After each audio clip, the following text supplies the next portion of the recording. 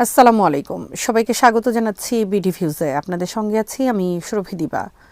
New ইয়র্কের একটি federal আদালতে ভেনেজুয়েলার প্রেসিডেন্ট নিকোলাস মাদুরোর হাজিরা।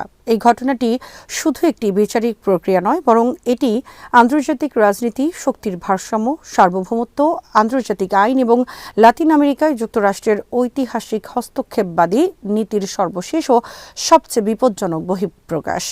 কারাকাসে মার্কিন বিশেষ বাহিনীর সামরিক অভিযানে একজন ক্ষমতাসীন রাষ্ট্রপ্রধানকে গ্রেফতার করে নিউ ইয়র্কে এনে আদালতে তোলা আধুনিক ইতিহাসে নজিরবিহীন। এই ঘটনাকে বোঝার জন্য কেবল মাদক পাচার বা নর্কোটেররিজম এর অভিযোগে আটকে থাকলে চলবে না, বরং এর পেছনে থাকা ভূরাজনৈতিক হিসেব, তেল সম্পদ, আন্তর্জাতিক আইনের অবক্ষয় এবং বৈশ্বিক শক্তির নতুন সংঘাতের রেখাগুলো বিশ্লেষণ করা জরুরি। আরও বিস্তারিত থাকছে ওয়াহিদ ফারুকীর প্রতিবেদনে।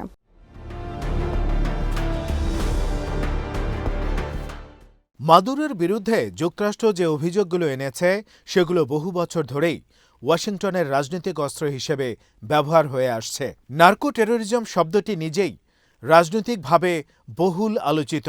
মাদুরোর বিরুদ্ধে অভিযোগ হল তিনি ও তার সহযোগীরা হাজার হাজার টন কোকেন যুক্তরাষ্ট্রে পাঠানোর ষড়যন্ত্রে যুক্ত ছিলেন এবং এই কাজে কলম্বিয়ার ফার্কের বিভিন্ন বিচ্ছিন্নতাবাদী গোষ্ঠী, ন্যাশনাল লিবারেশন আর্মি, মেক্সিকোর সিনালোয়া কার্টেল, লস জেটাস এবং ভেনেজুয়েলার ট্রেন দ্য আরাগুয়ার মতো সংগঠনকে সহায়তা করেছেন। কিন্তু বাস্তব পরিসংখ্যান বলছে বৈশ্বিক কোকেন উৎপাদনের কেন্দ্র ভেনেজুয়েলা নয়।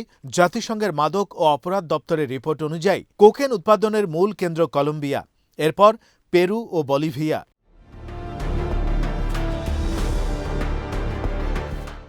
যুক্তরাষ্ট্রে কোকেন পাচারের প্রধান রুটও এই দেশগুলো ঘিরেই।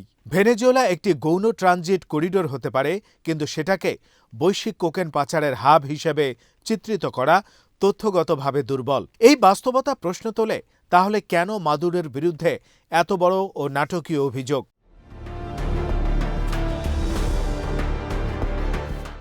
এর উত্তর লুকিয়ে আছে ভেনেজুয়েলার তেলের নিচে। বিশ্বের সবচেয়ে বড় প্রমাণিত তেল মজুদের মালিক এই দেশটি বহু দশক ধরে যুক্তরাষ্ট্রের কৌশলগত আগ্রহের কেন্দ্রবিন্দু। হুগো চ্যাভেজের সময় থেকে শুরু হওয়া চ্যাভিসমো আন্দোলন ভেনেজুয়েলাকে মার্কিন নিয়ন্ত্রণের বাইরে নিয়ে যায়।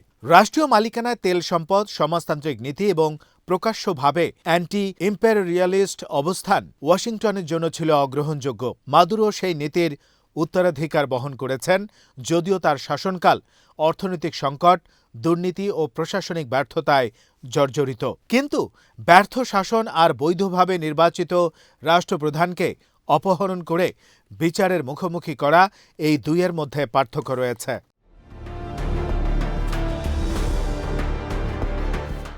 2024 সালের নির্বাচনে মাদুরোর পুনর্নির্বাচন যুক্তরাষ্ট্র ও পশ্চিমা পর্যবেক্ষকরা প্রত্যাখ্যান করেছে। কার্টার সেন্টার সহ বিভিন্ন সংস্থা বলেছে নির্বাচন আন্তর্জাতিক মানদণ্ড পূরণ করেনি। কিন্তু আন্তর্জাতিক রাজনীতির বাস্তবতা হলো, নির্বাচন বিতর্কিত হলেও কোনো দেশের প্রেসিডেন্ট আন্তর্জাতিক আইনে সেই দেশের বৈধ রাষ্ট্রপ্রধান হিসেবেই বিবেচিত হন, যতক্ষণ না জাতিসংঘ বা সংশ্লিষ্ট আন্তর্জাতিক সংস্থা ভিন্ন কোনো সিদ্ধান্ত নেয়। এই প্রেক্ষাপটে যুক্তরাষ্ট্রের সামরিক অভিযান সরাসরি জাতিসংঘ সনদের 2-4 অনুচ্ছেদের লঙ্ঘন, যা কোনো রাষ্ট্রের ভৌগোলিক অখণ্ডতা ও রাজনৈতিক স্বাধীনতার বিরুদ্ধে বল প্রয়োগ নিষিদ্ধ করে।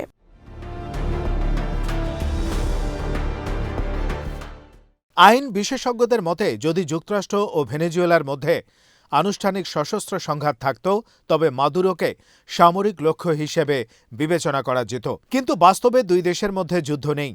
যুক্তরাষ্ট্রের অভিযোগ, নিষেধাজ্ঞা, নৌবহর মোতায়েন বা বিমান হামলা থাকলেও সেগুলো আন্তর্জাতিক আইনে আর্মড কনফ্লিক্ট হিসেবে স্বীকৃতি দেয়া কঠিন। তাই মাদুরোর অপহরণ একটি রাষ্ট্রীয় আগ্রাসনের শামিল। এই কারণেই রাশিয়া, চীন সহ একাধিক দেশ প্রকাশ্যে যুক্তরাষ্ট্রের নিন্দা করেছে এবং জাতিসংঘ নিরাপত্তা পরিষদে বিষয়টি তোলার উদ্যোগ নেওয়া হয়েছে।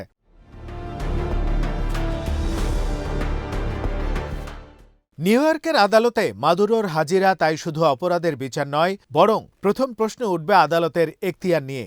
একজন ক্ষমতাসীন প্রেসিডেন্ট কি যুক্তরাষ্ট্রের আদালতে বিচারাধীন হতে পারেন? আন্তর্জাতিক আইনে রাষ্ট্রপ্রধানদের জন্য ব্যক্তিগত দায়মুক্তি ও কার্যকরী দায়মুক্তি, এই দুই ধরনের ইনডেমনিটির ধারণা রয়েছে। অনেক ক্ষেত্রে রাষ্ট্রপ্রধানরা গুরুতর আন্তর্জাতিক অপরাধ যেমন গণহত্যা বা মানবতাবিরোধী অপরাধ ছাড়া অন্য অপরাধে বিদেশি আদালতে বিচারাধীন হন না। মাদক পাচারের অভিযোগ আন্তর্জাতিক অপরাধ হলেও এটি সেই পর্যায়ে পড়ে কিনা তা নিয়েই বিতর্ক চলছে। আদালত যদি সিদ্ধান্ত নেয় মাদুরোর ইনডেমনিটি নেই, তবেই মূল বিচার শুরু হতে পারে। অন্যথায় মামলাটি এখতিয়ারগত জটিলতায় আটকে যাবে।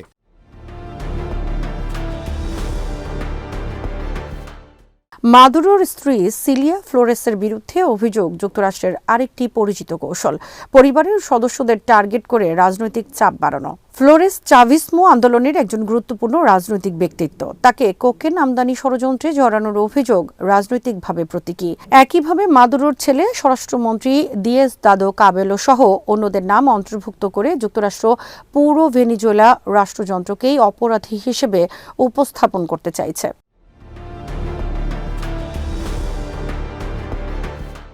এই ঘটনার সবচেয়ে বিপজ্জনক দিক হল এর দৃষ্টান্তমূলক প্রভাব।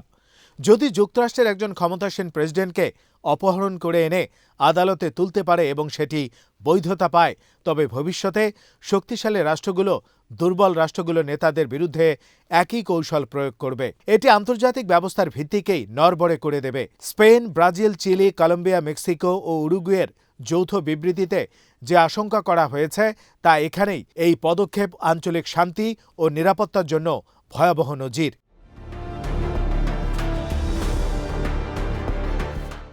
ডোনাল্ড ট্রাম্পের বক্তব্য এই সংকটকে আরও জটিল করে তুলেছে। তিনি প্রকাশ্যে বলেছেন যুক্তরাষ্ট্র ভেনেজুয়েলাকে চালাবে যতক্ষণ না পর্যন্ত সেখানে সঠিক রাজনৈতিক পরিবর্তন আসে। এটি কার্যত একটি সার্বভৌম রাষ্ট্রের উপর দখলদারিত্বের ঘোষণা। ট্রাম্পের দাবি ভেনেজুয়েলা তেল চুরি হয়েছে, তা সন্ত্রাস ও মানব পাচারে ব্যবহৃত হয়েছে। এই বক্তব্যের পক্ষে বিশ্বাসযোগ্য আন্তর্জাতিক প্রমাণ নেই, বরং এটি সেই পুরনো যুক্তি, সম্পদ আছে তাই নিয়ন্ত্রণ দরকার।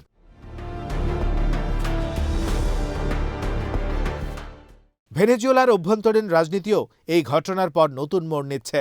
অন্তর্বর্তী প্রেসিডেন্ট ডেলসি রদ্রিগেজ একদিকে রাষ্ট্রীয় টেলিভিশনে মাদুরোর বৈধতা ঘোষণা করেছেন, অন্যদিকে যুক্তরাষ্ট্রের সঙ্গে সহযোগিতার বার্তা দিচ্ছেন। এই দ্বৈত অবস্থান দেখায় মার্কিন চাপ কতটা তীব্র। ট্রাম্পের হুমকি সহযোগিতা না করলে বড় মূল্য দিতে হবে। এটি ল্যাটিন আমেরিকার জন্য নতুন কিছু নয়, কিন্তু বর্তমান বৈশ্বিক প্রেক্ষাপটে এটি আরও বিস্ফোরক কর্মকাণ্ড।